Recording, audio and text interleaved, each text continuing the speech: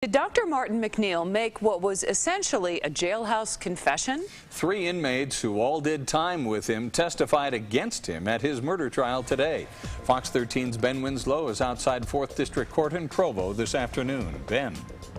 Yeah, the inmates each did time with Dr. MacNeill in a federal prison in Texarkana, Texas. Now, they each say that Dr. MacNeill made suspicious statements, but did he actually confess to murder?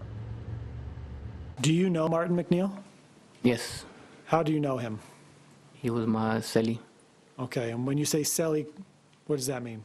We lived together in the same room. Okay, were you cellmates? Yes. The inmates testified about the man they shared a cell block with, the man they knew by the name Doc. When he arrived, they say Dr. Martin MacNeill told them his wife was in another prison. Dipsy or Gypsy or something like that. But they say they later learned that his wife was dead and he was accused of killing her. I asked, well, hey, man, they say you killed your wife. So, you know, I'm thinking that they got 2 people mixed up, that this is not the person they're talking about. Then he said that, well, if they could prove it, you think I'd be sitting here talking to you. You know, and then I asked him, well, did you do it? And he said, well, the drowned. None of them explicitly said Doc admitted to killing his wife. You specifically asked him if he murdered his wife, right?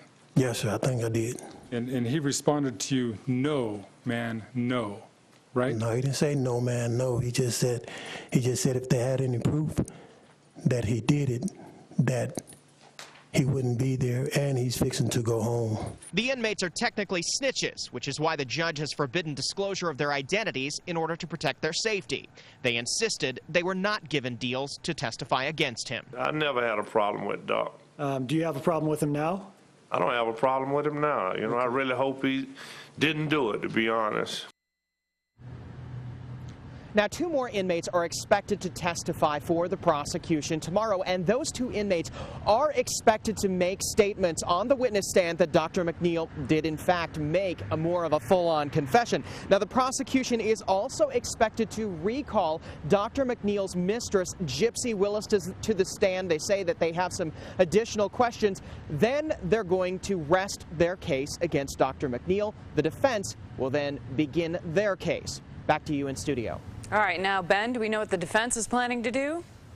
Yeah, interestingly, the defense says that they could also rest their case tomorrow, bringing it to the jury by Thursday. They only have 3 witnesses so far that they plan to call. 2 of them are alibi witnesses, one of them a co-worker of Dr. MacNeill's, one of them his youngest daughter, Ada MacNeill's school teacher. They're expected to testify as to the alibi that he claims he has when his wife dies. Then they're also expected to call an expert witness. It is someone who is a specialist in ergonomics. He's expected to testify about the difficulty it would be to pull someone out of the bathtub, trying to bolster Dr. MacNeill's case there. I did ask the defense this afternoon if they plan to call Dr. MacNeill, if he plans to testify in his own defense. They refuse to comment on that.